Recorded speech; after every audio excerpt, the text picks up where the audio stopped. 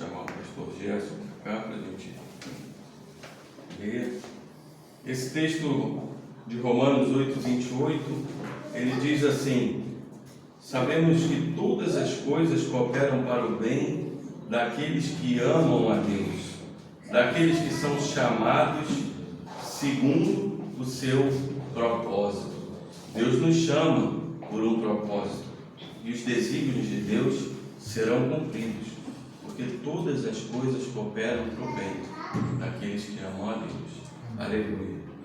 Vamos orar aqui com o nosso pastor. Senhor, Pai Altíssimo, Deus, clamamos a Ti por Tua misericórdia, por Tua graça, que o Senhor se faça presente como tem se feito nesse culto, nesta palavra abençoada. O servo se preparou, estudou e está debaixo da Tua graça para pregar. Nós te pedimos, Senhor, que o Espírito Santo fale por sua boca, que o Espírito Santo esteja na sua mente, no seu coração e que traga ao teu povo a essência da adoração, a essência da palavra, a essência para que nossos corações se encham da tua glória, que é o nosso alimento. Fala, Senhor, com o teu povo, usa a boca do teu servo e abençoa ele grandemente. É o que te pedimos em nome de Jesus. Amém. Amém. Glória a Deus. Bom dia a todos. Deus abençoe. Pode sentar, por favor. Momento maravilhoso esse, né? Momento tão importante, tão impressionante. E vamos compartilhar aqui juntos da mensagem do mestre. Abra sua Bíblia lá em 1 Samuel,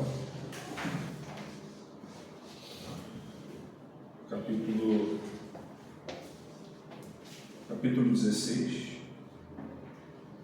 do versículo 1 ao 15, eu vou pausar e depois do 16 ao 23.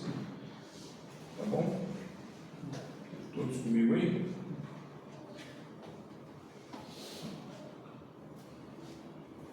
Diz assim: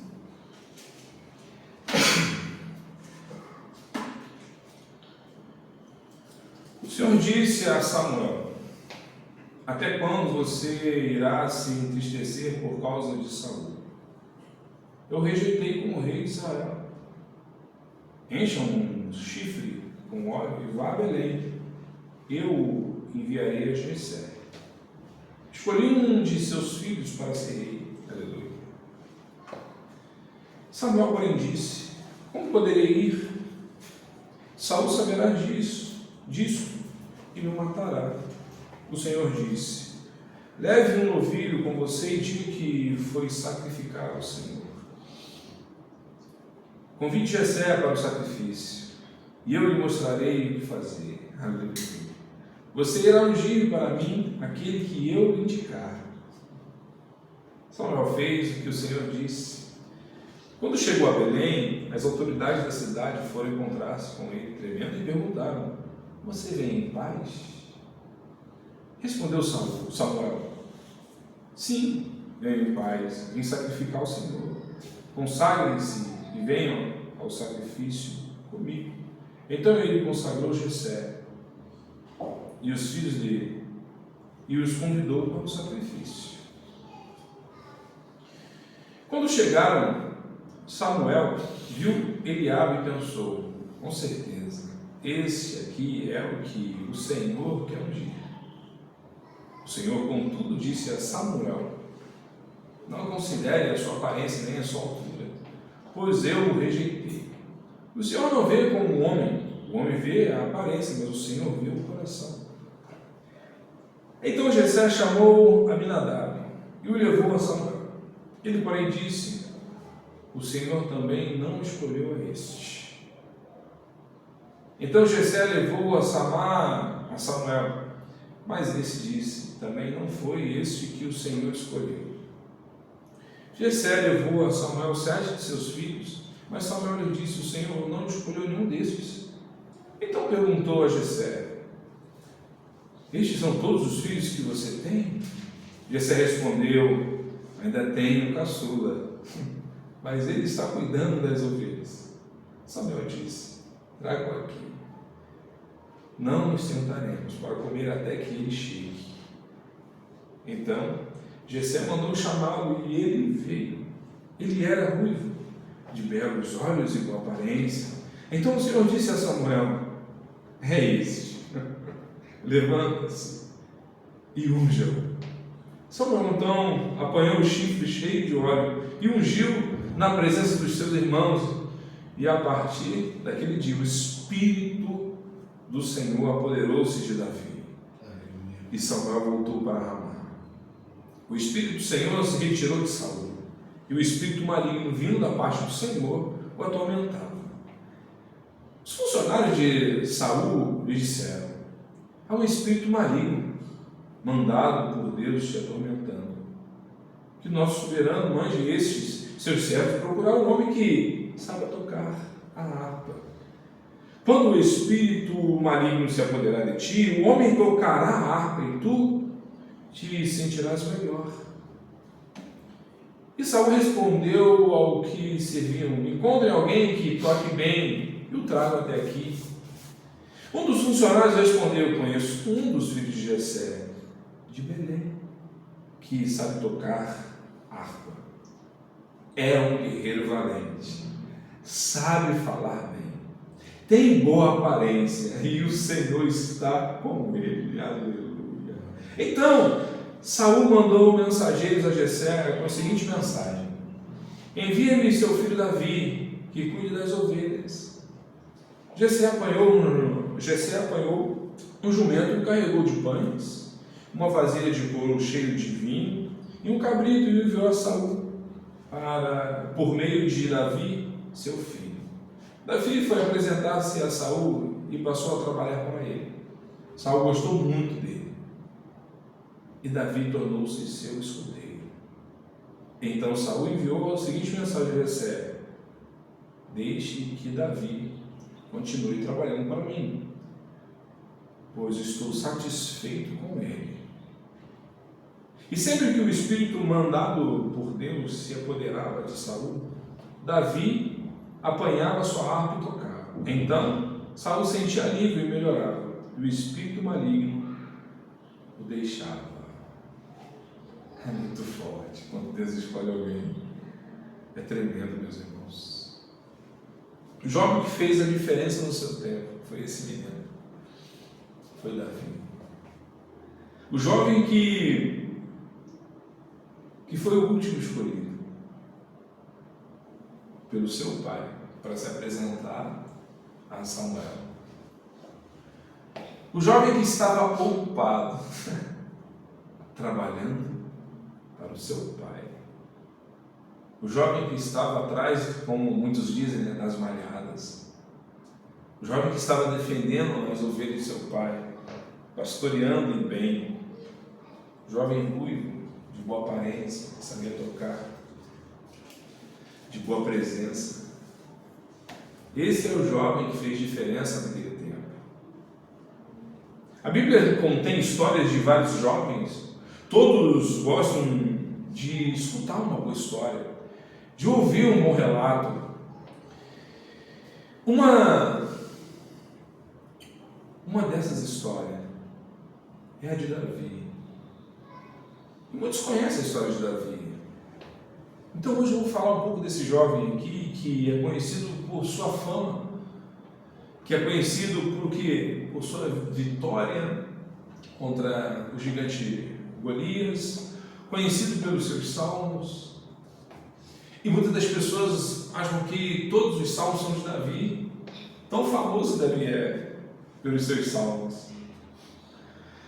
Não posso deixar de mencionar aqui o homem segundo o coração de Deus. Não posso deixar de mencionar isso. Conhecido como o Rei de Israel. Conhecido por aquele que veio um leão. E ele salvou as ovelhas de seu pai. E ele matou o leão. Conhecido como um guerreiro. valente. Mas tem essa outra parte também da história de Davi, não somente como conhecido como seus salmos, mas também como um guerreiro valente, conhecido também como um homem que sabia falar bem, conhecido como também de boa aparência, conhecido como aquele que Deus era com ele. Que coisa maravilhosa. Pouco se fala do jovem Davi com outras qualidades. Davi tinha muitos erros, de fato, mas também tinha boas qualidades. Então, uma boa história, meus irmãos, requer o quê? Requer um bom contexto. Então, o contexto aqui, anteriormente, você vê Saul perdendo o seu trono, a dinastia. Mas como assim, Jadson? Vou explicar rapidamente para que a gente possa ganhar tempo. Israel exigiu um rei semelhante aos das outras nações vizinhas. Os israelitas se queixaram das injustiças cometidas pelos filhos de Samuel, Joel e Abias. Por isso, todas as autoridades de Israel reuniram-se e foram falar com Samuel em Ramá. Pois os filhos de Samuel não andaram em seu caminho. Eles se tornaram gananciosos, aceitaram suborno, perverteram a justiça, e o povo não estava satisfeito. Então o pedido do povo desagradou a Samuel. Então Samuel foi e orou ao Senhor. E o Senhor lhe respondeu, olha que interessante: atenda a tudo o que o povo está lhe pedindo. Não foi a você que rejeitaram, foi a mim que rejeitaram como rei. Está lá em 1 Samuel capítulo 8. A intenção então aqui do povo de Israel não era somente justiça social. Era uma exigência em ter um líder militar para garantir a segurança nacional. Não era somente social ou justiça qualquer assim que podemos falar. Por isso Deus disse a Samuel: relaxa, meu filho, pois eles me rejeitaram como rei. Deus disse a Samuel: atenda a tudo o que o povo está lhe pedindo. Interessante, meus irmãos. Então a comunidade da aliança ignora a autorrevelação de Deus, rejeita a sua autoridade e se conforma ao jeito de pensar do mundo ao redor quando exige um rei semelhante aos de outras nações. Ainda assim, o Senhor adverte o seu povo acerca das consequências destrutivas de sua rebelião. O povo não rejeitou a Samuel, o povo estava rejeitando o Deus de Israel. Então os anos vão se passando e Saul foi escolhido rei pelo povo, fazendo o que o seu coração mandara, ou seja, conforme o coração do povo corrompido. Quando Deus deu Saul como rei aos israelitas, deu como alguém de aparência física, imponente. O Senhor escolhe um rei pelo seu caráter, não pela sua aparência exterior. O Senhor levanta alguém porque Ele conhece o seu interior, não porque ele é lindo, não porque ele é bonita. O orgulho de Saul e a sua preocupação com o formalismo religioso o levou a perder seu cargo especial de rei sobre Israel. Sabemos que o Senhor prioriza a obediência acima do sacrifício. Que coisa linda. A partir do momento em que o Senhor rejeita Saul, torna-o cada vez menos eficaz como líder de Israel. Não é somente a unção para liderar que Saul perdeu. Saul também perdeu a paz de espírito, pois o seu estado psicológico começa a se deteriorar.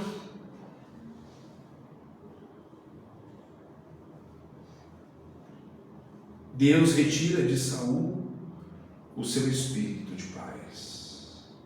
Enviou um outro espírito para atormentar Saul.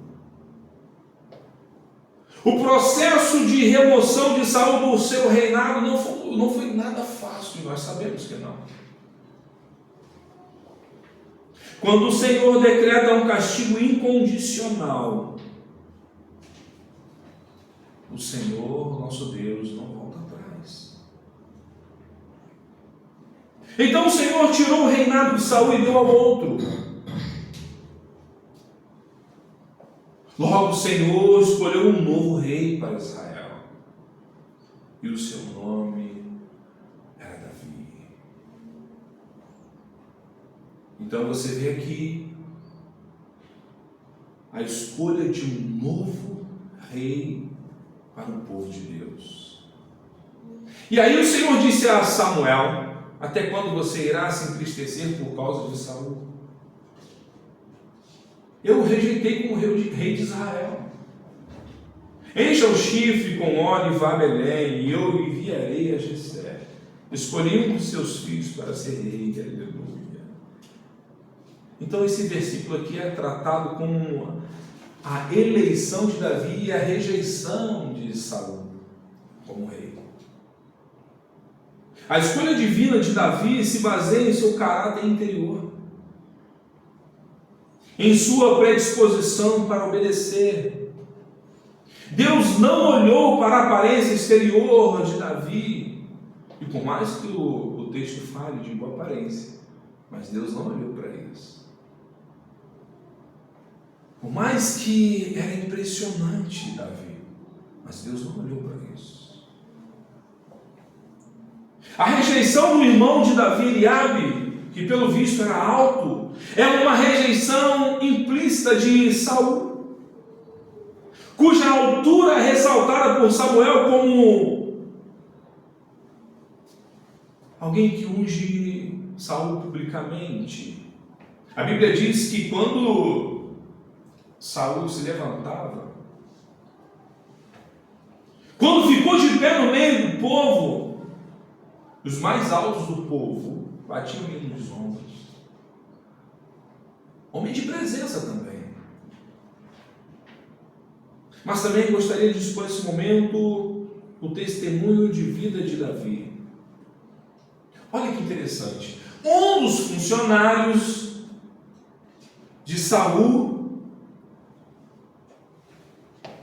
chegou e falou: conheço um dos filhos de Jessé, o belemita, lá de Belém, que sabe tocar harpa. Olha que interessante, meus irmãos. É um guerreiro valente, sabe falar bem, tem boa presença, e o Senhor é com ele.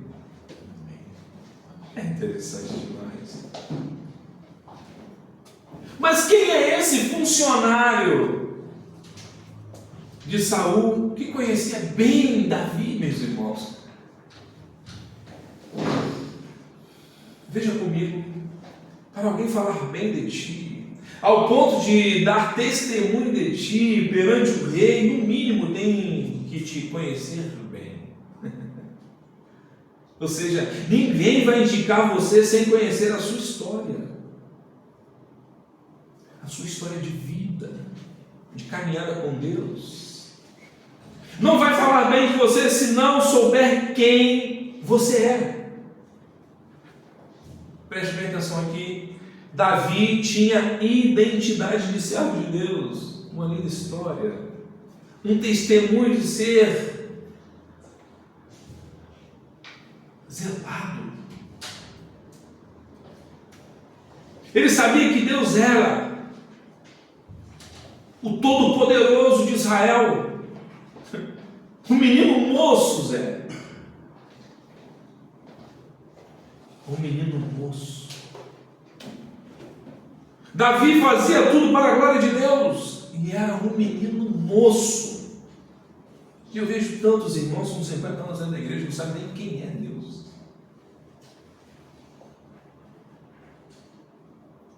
Não conhece nem os sacramentos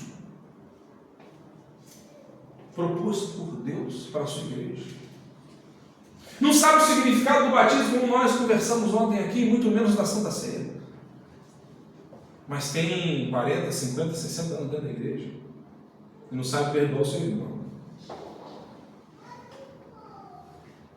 Quando o Senhor escolhe os seus servos, Ele prioriza o caráter interior e não a aparência exterior. As Escrituras ensinam que Deus, onisciente, conhece os pensamentos e as motivações humanas e é capaz de avaliar o caráter interior do indivíduo. Você acha que Deus te escolheu pelo que você tem ou pelo que você doa? Deus não olha e nunca olhou pelo que podemos dar ou que somos. Nós não somos nada. Pelo contrário, Deus nos olha através do seu Filho e não nos consome, porque pois o seu Filho se entregou por nós na cruz do Calvário. Porque se não fosse o seu Filho, continuaríamos mortos nos nossos delitos e pecados. Então, nesta manhã, a começar por mim, Deus está passando os olhos sobre nós. E o que será que o Senhor está vendo dentro de nós? Ver verdade ou mentira? Então você vê aqui na história o povo rejeitando a liderança de Deus. E ao fazer isso, rejeitou a sua própria identidade. O chamado de Deus para ser uma nação santa. Um povo diferente que mostraria um caráter ao mundo. Agora, os israelitas querem ser como as outras nações. Ao invés de ser luz para as nações. Hoje em dia não é diferente. Tem gente inflamada pelo próprio ego, quebrando princípios bíblicos que a gente não pode trocar pelo um prato de lentilha. Sempre foi assim. Escolhemos o que é importante. Nós escolhemos o impressionante. Nós escolhemos o que brilha. O que é poderoso em nossas mãos, o que é agradável para nós em nossas mãos, o que é poupável. Isso é uma característica do jardim do Éden. É a conduta de alguém que ainda se encontra numa cosmovisão de Eva e Adão.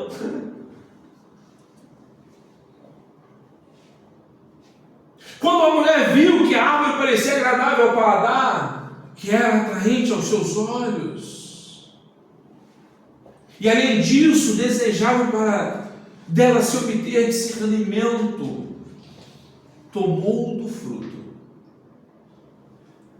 comeu e deu ao seu marido, que também comeu. Desde então, temos andado pelo que que vemos, não por fé. É o que enxergamos e não é pela fé. O rei bom não é aquele que é mais alto. Rei bom é aquele que leva consigo a humildade no coração e que escuta a seu Deus, que escuta o seu Deus e obedece. Mas para a nossa tristeza, poucos querem ser como Cristo. Poucos querem ouvir e obedecer a sua voz. Quando fomos apresentados a Saul, ele havia perdido a jumento de seu pai.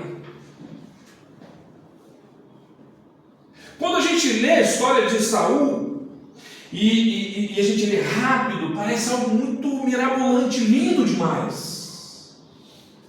Nossa, que unção bonita! Mas não era, meus irmãos.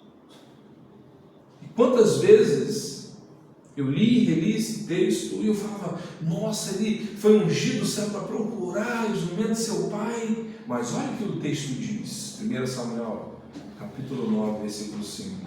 Chegando ao distrito de Sufé, disse Saul ao seu servo: vamos voltar. O meu pai deixará de pensar nas jumentas para começar a preocupar-se conosco. Saul era, assim, podemos dizer, um pastor fracassado, porque se o seu pai mandou buscar a jumenta, ele tinha que obedecer e não questionar.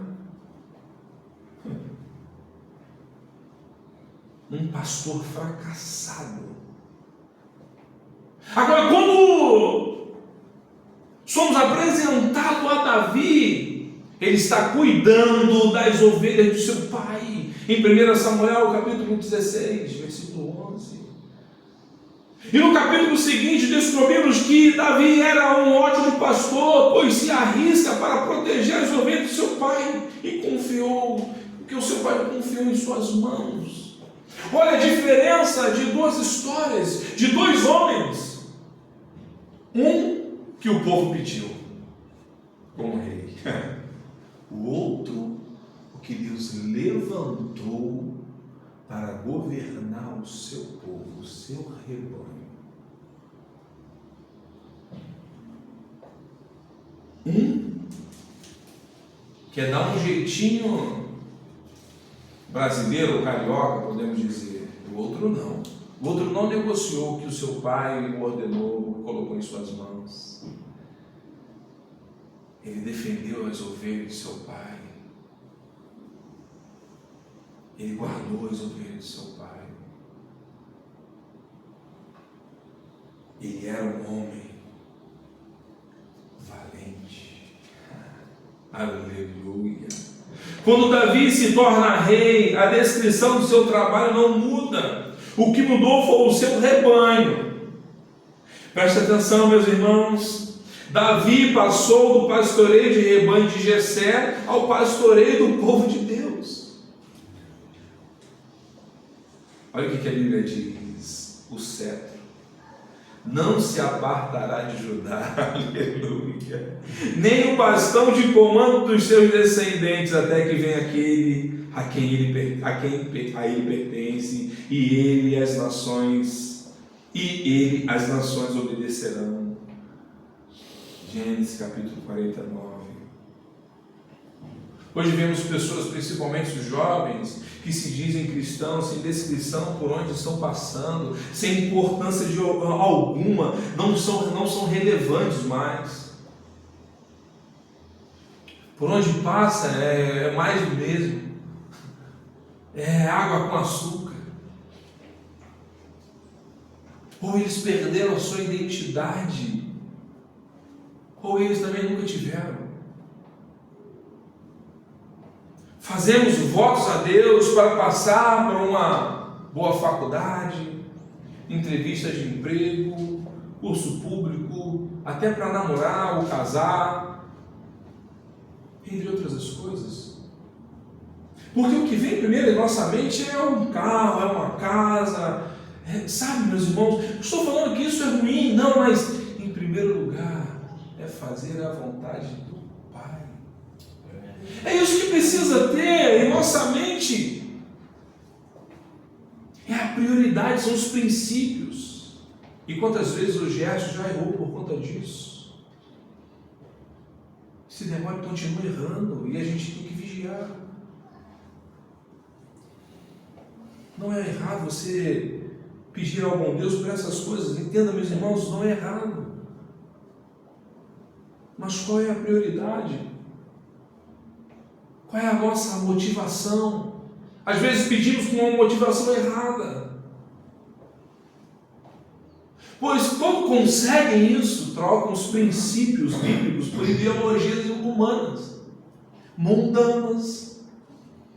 O jovem quer tanto entrar na faculdade, quando entra na faculdade, a ideologia mundana acaba convertendo ele ou ela para o próprio mundo. Em vez de ser luz naquela faculdade ou universidade, acaba virando trevas. A cosmovisão bíblica não vale de nada para esses, só porque conheceram um novo mundo do beabá. Acham que agora sabe tudo e vem para dentro da igreja tentando trazer o mundo e as ideologias que estão aí fora. E aí a igreja começa a abrir suas portas para o mundo. A Bíblia fala que é estreita a porta, é justamente.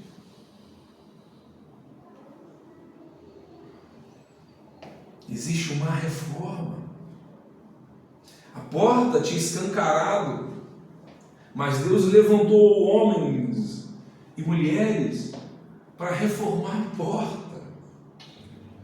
E graças a Deus por isso. E Deus sempre colocando as suas ovelhas no caminho certo.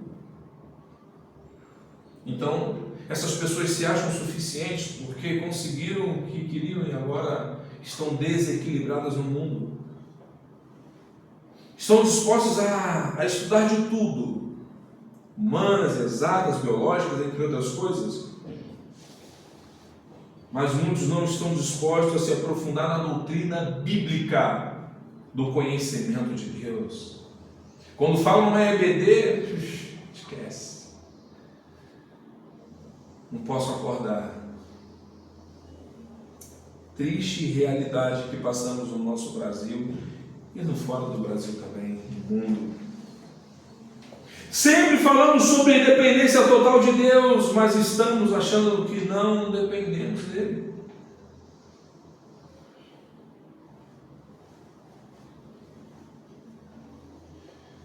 Queria dizer uma coisa aqui, meus irmãos, que estar na igreja não quer dizer ser ungido de Deus. Muitos estão, mas não são.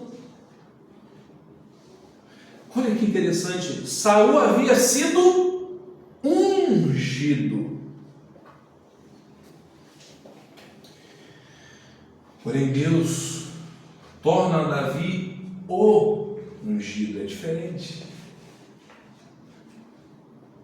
Então, no Antigo Testamento, o Espírito de Deus descia sobre as pessoas, a fim de capacitá-las para tarefas específicas, como Davi. Quando o Espírito de Deus se apoderou de Davi, surgiu um ramo no tronco de Jessé, e da sua raiz brotaria um renovo. E de fato dizem por aí que os jovens e os velhos desse século estão esperando um avivamento que vai abalar o Brasil e o mundo. Esse avivamento chegou muito antes que houvesse dia, meus irmãos. Aleluia! 1 João, capítulo 2, versículo 20, vai dizer: mas vocês têm uma unção que procede do Santo, e todos vocês têm conhecimento. Se nós temos esse conhecimento, então cremos que somos ungidos de Deus, pois o avivamento é o presente, é agora. Esse é o verdadeiro avivamento. O povo de Deus enfrenta um problema gigantesco. Então você vê os israelitas e os filisteus estão se posicionando numa colina oposta, um de um lado, um outro povo do outro. Os filisteus têm um defensor chamado Golias. Todo dia Golias lançava um desafio pelo vale. Então o povo, juntamente com Saul, o pastor fracassado, eles ficaram apavorados. Lembra aquele momento mesmo, o povo que pediu o rei? Era o mesmo povo descrente do próprio Deus de Israel e da sua história. Golias se levanta para zombar do Deus de Israel, meus irmãos. Mas então, aleluia, então Davi entra em cena e fala com uma propriedade contra esse Golias. Sabe por quê? O que lemos lá atrás? Porque Davi sabia falar bem. Quem é esse incircunciso filisteu? Davi não olha para a estrutura daquele gigante. Não, a cosmovisão que ele estava olhando era aquela que ele recebeu, porque a Bíblia diz que o Espírito do Senhor se apoderou de Davi. Aleluia! Então, Davi não olha como Saul estava olhando, e os israelitas com medo de Golias. Quem é esse incircunciso filisteu para levantar a voz contra o Deus de Israel? Isso é incrível, meus irmãos. Davi se dispõe à peleja e vence a batalha, porque sabia que Deus estava com ele. Logo o gigante cai por terra, e o Senhor é com Davi, esse jovem aprovado por Deus. Hoje é preciso criar coragem e lutar, meus irmãos, contra esses problemas gigantescos que encontramos, que assombram as nossas vidas. Quem diria, meus irmãos? Com essas características, Davi foi enviado para realizar uma obra.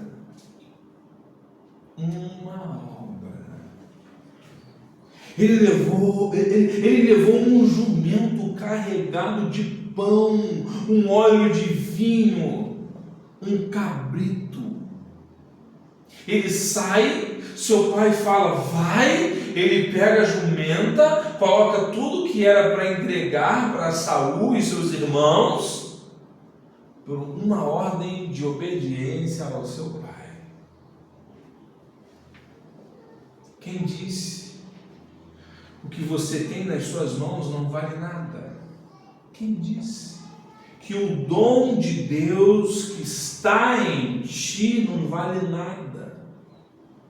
Não é um dom seu, é o dom de Deus, é a ferramenta que Deus colocou em suas mãos. Se o seu pai confiou a você esses elementos, leva aos famintos. Aleluia, glória a Deus. Deus está lhe enviando para um lugar onde você vai enfrentar um gigante. Mas é importante lembrar que somos ungidos, escolhidos por Deus para essa missão tal. Chegamos até aqui porque Deus tem um recado para nós. Saul é a bênção que o povo quer. Porém, Davi é a bênção que Deus escolheu para o seu povo.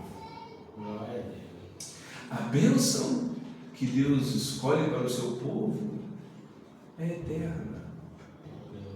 Mas a bênção que eu e você que queremos e brigamos por aquela, não é eterna.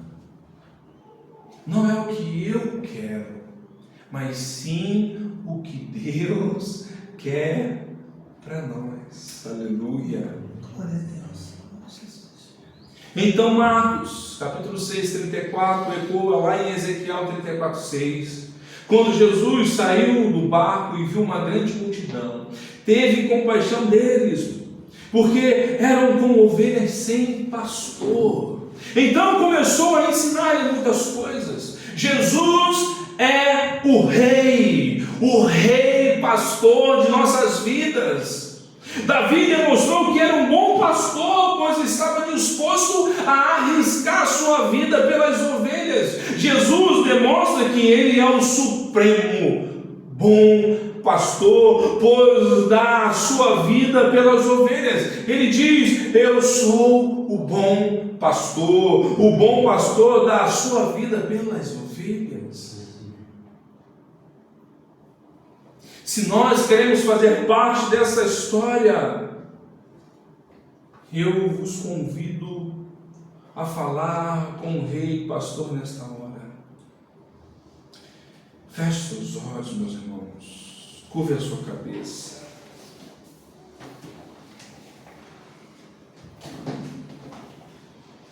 Oremos. Deus, muitas das vezes escolhemos rei como Saul e nos frustramos diariamente. E é isso que acontece quando achamos que temos tudo sob controle, mas estamos enganados, pois depender de Ti é a melhor e maior escolha que podemos fazer. Hoje queremos que o Senhor continue reinando sobre as nossas vidas, para que tudo vá bem. Nos ajude a confiar na Sua promessa, sem oscilar, sem desconfiar, sem perder o foco do Seu cuidado, Deus. Deus, muitas das vezes temos medo, temos temor de perder a fé. Escorregamos por conta de gigantes que afrontam a sua igreja. Mas existe um momento que Tu traz à nossa memória e que nos faz lembrar que Tu és Deus, o poderoso Deus, o todo-poderoso nas batalhas, e que vence as batalhas por amor do Seu próprio nome. E por esse motivo que oramos em nome de Jesus Cristo e cremos no Seu poder. Ó Senhor, Senhor, iremos nos preparar agora, Senhor Jesus, para ceiar, Senhor, para lembrar, ó Deus eterno, deste momento aquele que o Senhor nos livrou daquela cruz, mas o Senhor estava lá. Oh Senhor Jesus, o momento nosso, Senhor Jesus, é um momento de lembrar que esse sacramento, de lembrar que o Senhor morreu por nós naquela cruz, porque o Senhor é o bom pastor que deu, que dá e dará para todos sempre a sua vida, por amor do Seu nome.